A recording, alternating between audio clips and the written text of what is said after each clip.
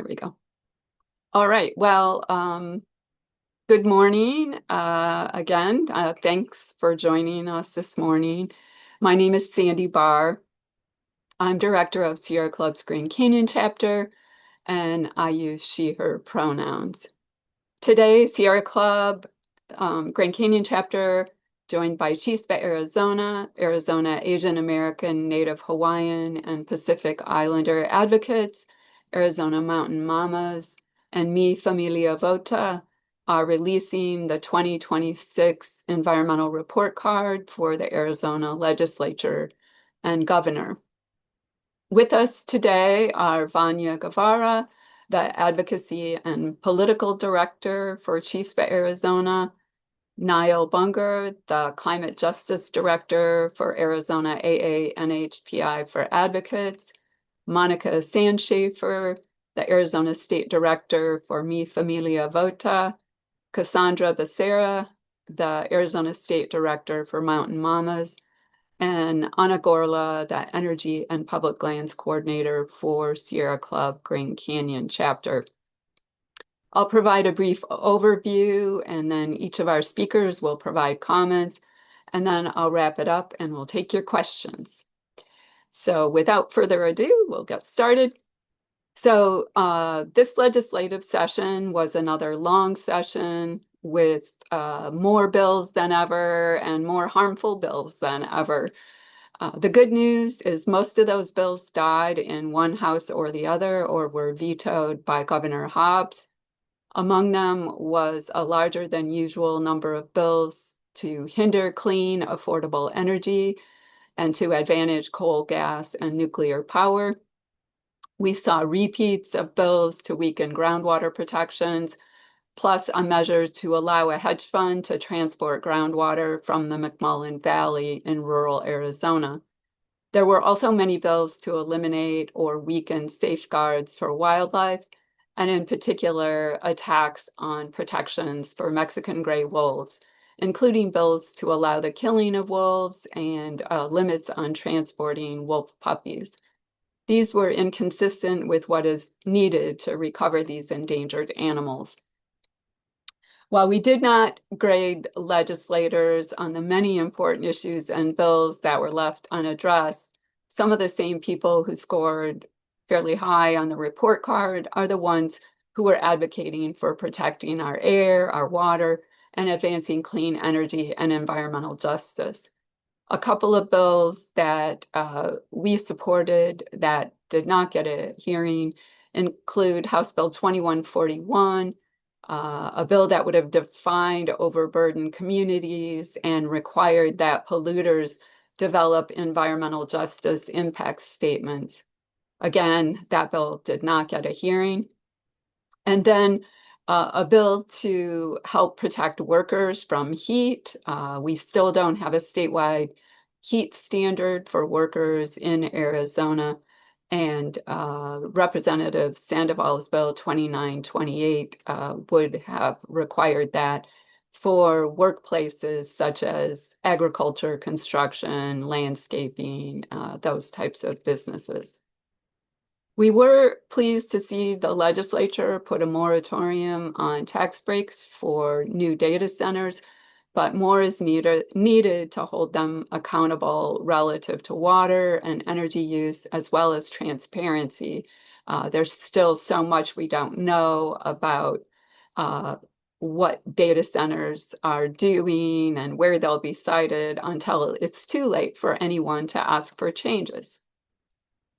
And while we saw some action on PFAS, the forever chemicals, to protect firefighters and to restrict homeowners association, and another bill to restrict homeowners associations from blocking backyard shade, the rest of the session was really characterized by lack of action to protect our air, water, public health, overall our communities. And plus way, way too many bills to do just the opposite. Now I'm going to pass it to Vanya Guevara with Chispa, Arizona.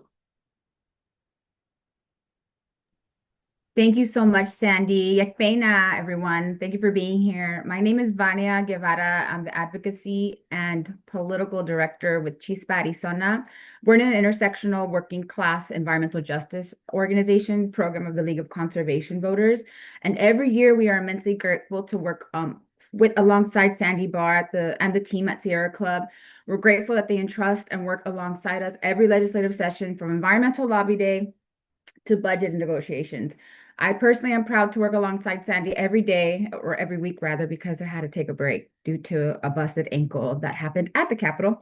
But beyond that, I am so proud to work alongside Sandy. It's fun and more impactful when we work together in community every single day to make our voices heard, not only heard, but having a daily presence during the legislative session has been such a interesting experience in terms of how we see legislators show up or not or vote and et cetera. This scorecard is my favorite tool because we get to hold people we trust to make a decision who make decisions about our daily lives accountable beyond election day. So it's not like, oh, we endorse X candidate and we just forget about them. No.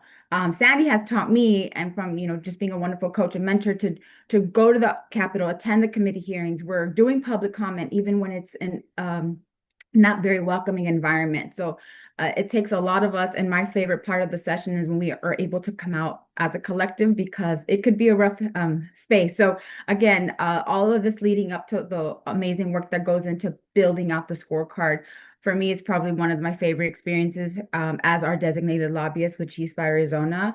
Sandy already mentioned, and my colleagues, my counterparts here and other organizations will go a little bit more into it, but everyone is graded fairly. You can see more on the scorecard. You'll also hear more about the bills that we collectively worked on. I personally think every legislator should strive to have an A. Like, why not? It's our environment. The air we breathe is political. The water we drink, everything's political. But you'll see that some aren't A's. But yeah, regardless, Democrat, Republican, we're watching how legislators are voting as it relates to our immediate environment, but we also take positions on immigration. As mentioned, we're an intersectional movement. So I will stop it there. Again, this is such a fun ride. Thank you so much for having us, and I will now pass it on to Niall. Thank you. Awesome. Thank you so much, Vanya and Sierra Club as well for having us be part of this. And yeah, so for those that maybe have not met me yet, my name is Niall Bunger. I use she, they pronouns. I'm the Climate Justice for AZ, NHPI Advocates, which is our C4, as well as our C3, which is AZ, NHPI for Equity. But today I'm here on behalf of our C4 advocate side.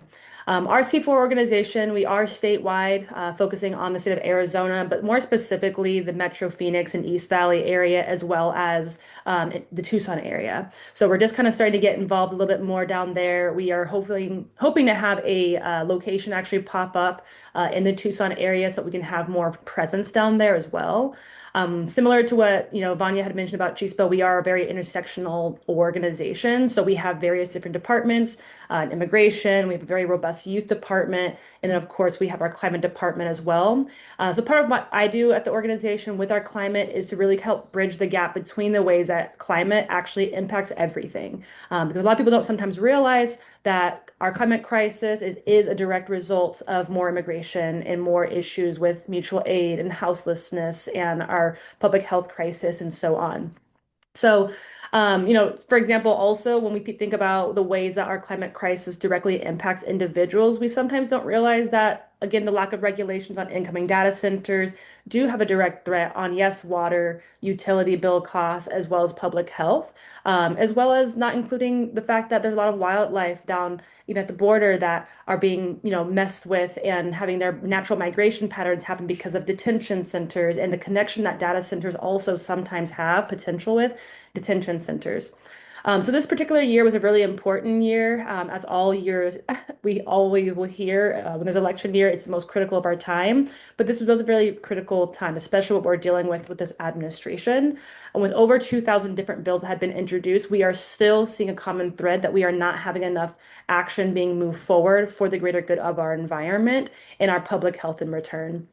That is why these environmental report cards that is sponsored and supported by Sierra Club and all these organizations is so vital for the community in more ways than one. I know that Vanya, for example, had just talked about the grading score. That is very key, especially when we also think about the different ways that people are able to consume information. And the reality is a lot of our communities don't have the capacity or the ability of sometimes checking every single thing on every single candidate all the time. So having a very concise piece of information on environmental issues based off of how a legislator is able to respond to the environment and their policies and their views, and having an integrated scale system of A, B, C, D, F, whatever, is also very helpful for different learning styles, even having direct information, the key points, the key takeaways, as well as different types of bills that they have been supporting or not supporting.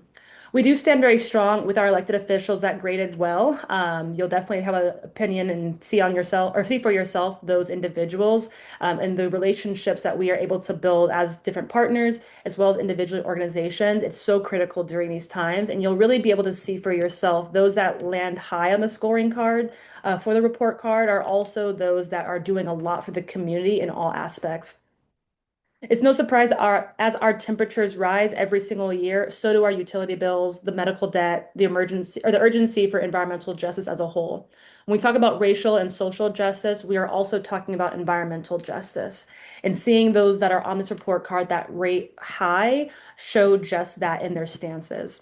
One cannot be solved without the other, and it's very critical that we understand that. Therefore, it is essential to have elected officials who prioritize policies that put the people and the planet over corporate greed and profit. Particularly now, as climate tipping points are being triggered more frequently than not, we must demand that the longevity and the health of Arizona and the communities and wildlife are considered for generations to come this November, but also beyond.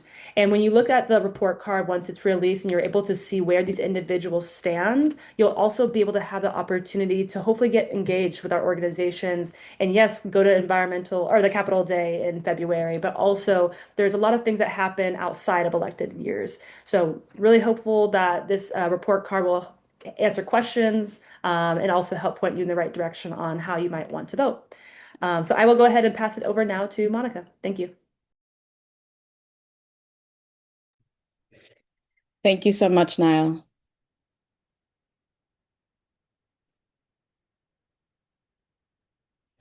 Good morning. I am Monica Sandschaefer, she, her pronouns, Arizona State Director for Mi Familia Vota. At Mi Familia Vota, we build and mobilize Latino political power to fight for a future where Latino voices shape and advance policies in order to achieve a state, a country in which all families have safety, health, and prosperity. We advocate for solar energy at the legislature because we live in the Valley of the Sun, and why wouldn't we want solar energy?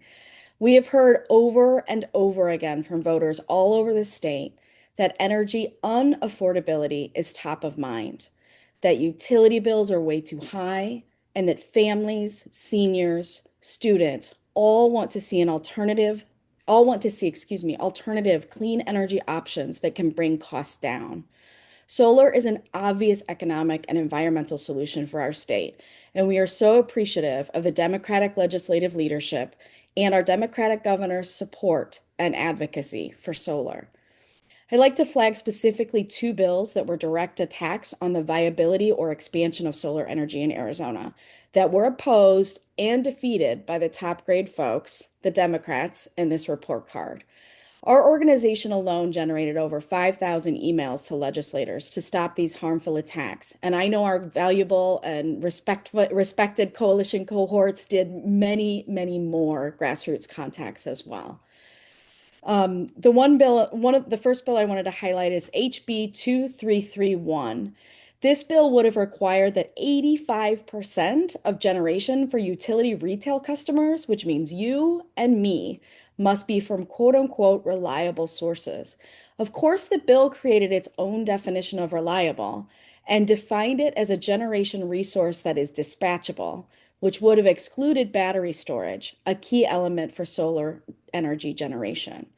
Requiring an 85% reliance on dirty fossil fuels like coal and natural gas is going in exactly the wrong direction for the health and prosperity of our communities and for the future of our state. HB 2975 would have prohibited the state land department from using solar score maps or other tools that identify the most cost-effective sites for solar projects on state trust land. This would have made it harder to expand one of the cheapest and most abundant energy sources available to us here in Arizona, our sunshine, on our own public lands. By limiting smart planning and putting a thumb on the scale against renewable energy, this bill could have raised energy costs in the future for all ratepayers. Again, thank you to the folks on this call. Thank you to our Democratic leadership, because together with our communities, we were able to put a stop to both of these harmful bills.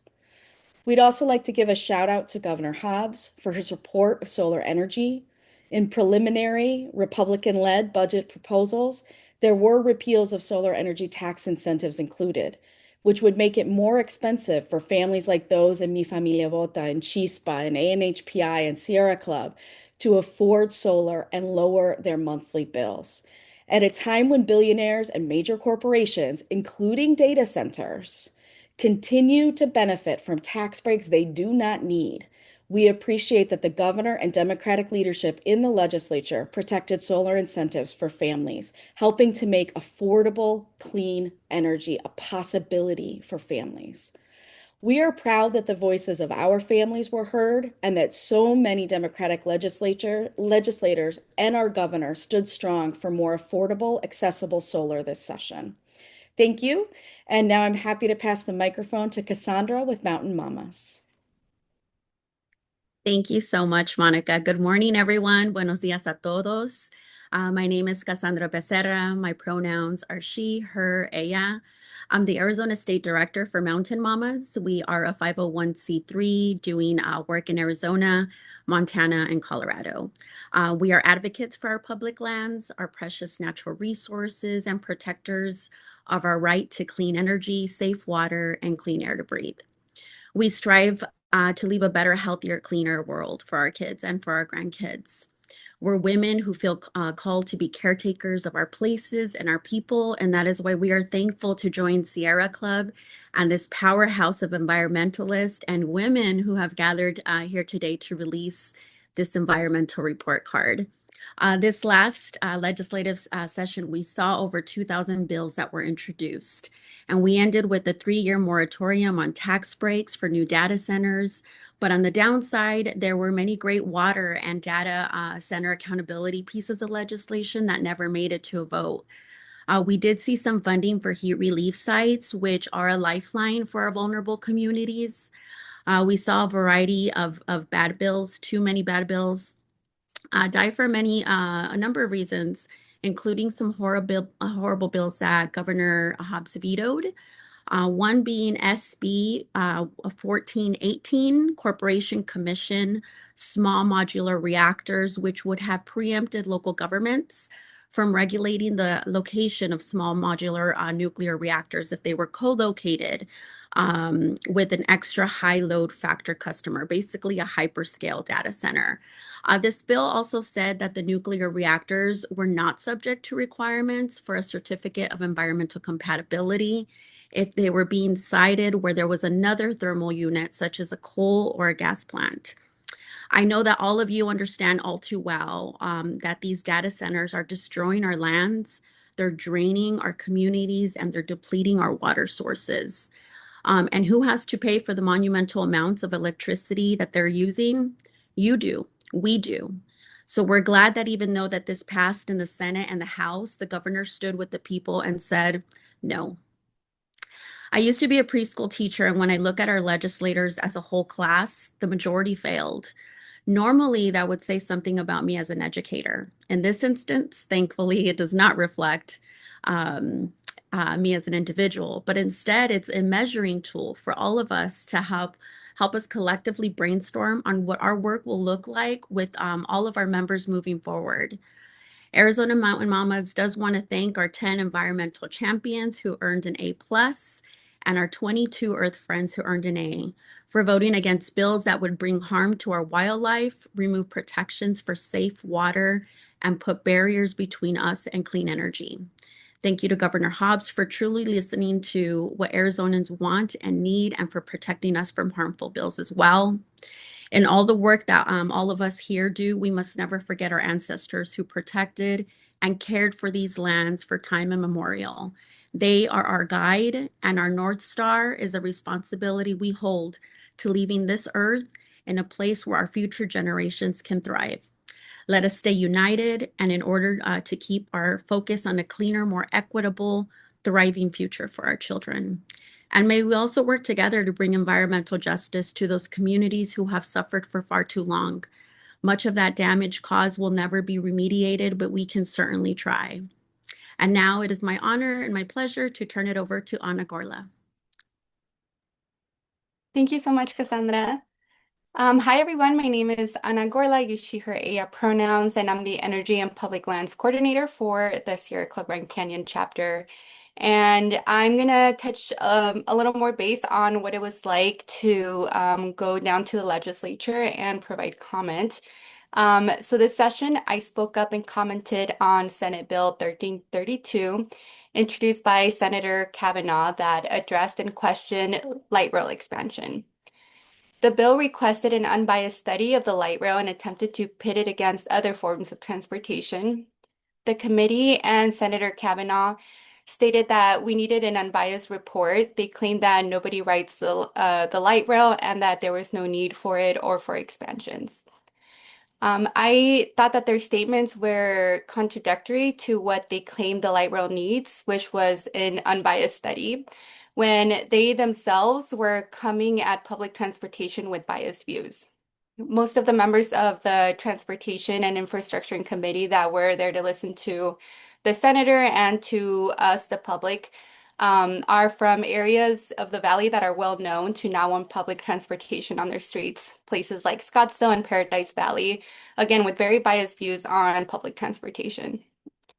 I felt like I needed to comment on this because I know what it's like to depend on public transportation. I grew up in South Phoenix and I relied on Valley Metro to get from school to work and sometimes home. I also now live in Tempe, where the light rail can take me and my family from downtown Tempe to downtown Phoenix to avoid traffic and parking situations when we want to enjoy some sporting events down there. I see how the light rail is used by my communities and other communities around the valley. And I wanted to highlight that the unbiased report that the senator was requesting through this bill already exists, and that there was no need for us to waste or spend our resources on something that already exists. However, I was met with really harsh criticism and unfriendly tones by the chair of the committee, who aggressively questioned my sources and talked down on me when I simply was answering their questions. As someone that was new, I still feel pretty new to commenting. I was just very disappointed to witness this behavior by politicians that should be listening to the people that they represent. And instead, it should be welcoming constituents and people to use our voices, share our stories, facts, and our different opinions. I hope that next session will be a little different and that everyone representing the people of Arizona at the legislature will remember that they're there to serve us and that we have the right to speak up on bills that affect all of our communities. With that, I will pass it over to Sandy.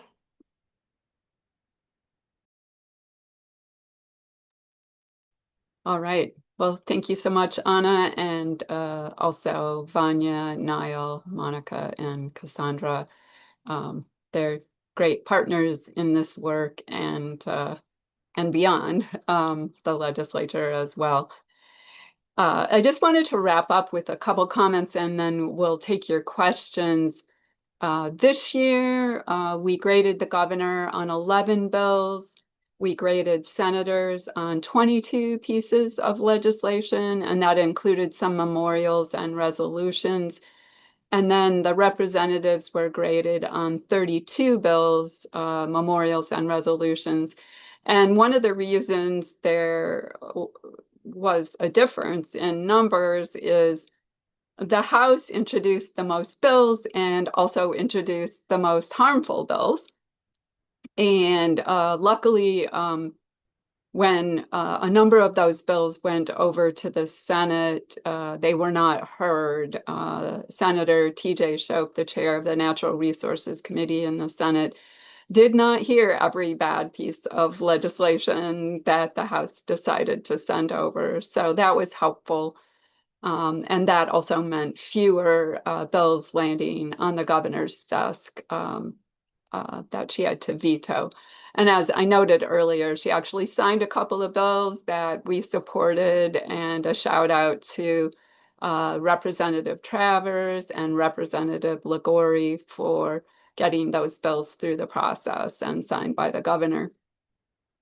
One other thing I just wanted to call out real quickly is in our environmental champions category, these are our legislators who got an A+. That means they voted correctly on every bill that we graded and also didn't miss any votes. Two of those environmental champions won't be coming back next session. Senator Mitzi Epstein and Representative Stephanie Stahl-Hamilton. And I just wanted to give them a shout out for being great champions for protecting our air, our water, and using their voice, even though they were in the minority and couldn't always get their bills heard. They certainly could speak up on behalf of environmental protection and environmental justice. So wanted to mention that, and then also let you all know that the report card is posted to our website. We'll be sending out a release with links to it. It is in English and Spanish and available for you there. But right now, we are happy to take any questions. And again, you can use the Q&A function or just raise your hand and we can unmute you.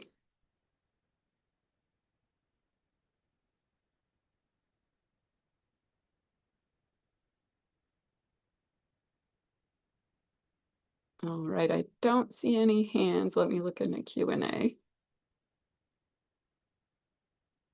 Oh, there's a hand. Hold on, let me unmute you, Joan. There you are. Hello. Hello. Thank you all for the presentation and for doing this report card. I was hoping you could talk a little bit more about how you were able to narrow down from 2,000 bills to the several dozen that you scored on. I can start on that. The first thing that we do is we look at which of the bills actually made it to the floor of one house or the other, because we don't grade based on committee votes. I'd love to do that, but it's hard to do an even, treat everyone equally if you look at committee votes. So that's the first thing we look at. None of the bills that died in committee are part of the report card. And then we look at the bills that we worked, where we testified, where we encouraged our members to contact their legislators, where we spoke with legislators. And we also look at the potential environmental impact of the bills. I'll also say that the bills fall within our priorities. As some of you know, at the beginning of the session, these groups and a number of others established priorities for the session. And so the bills also fall within that category.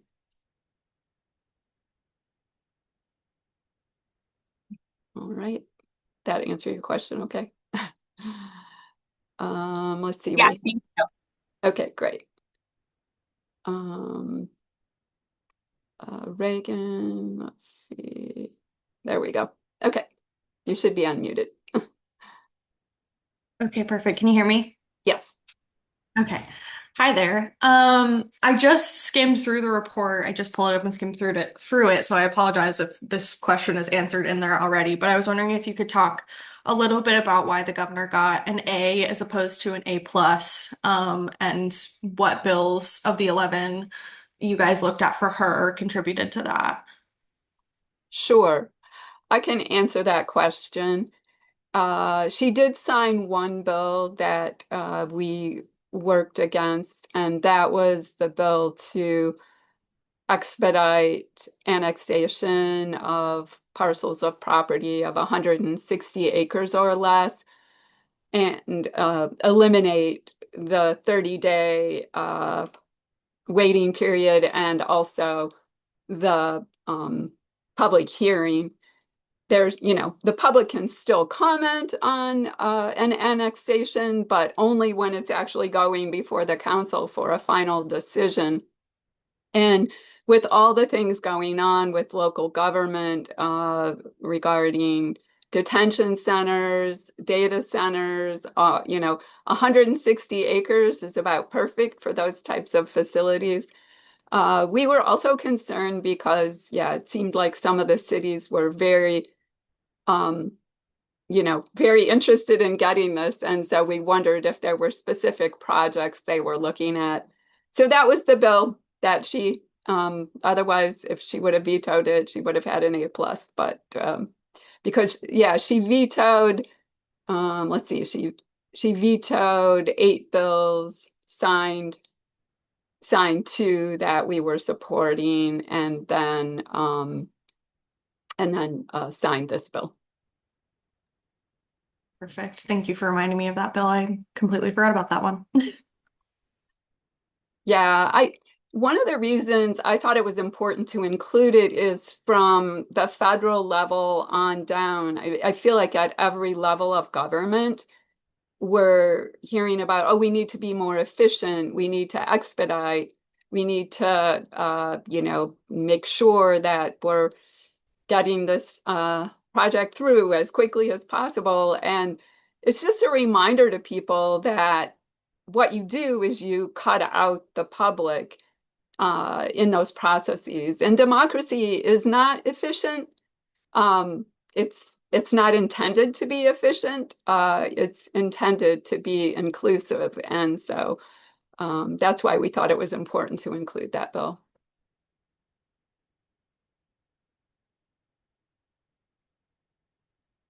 Any other questions? Just looking real quick. Or did anyone have anything you wanted to add before we wrap up?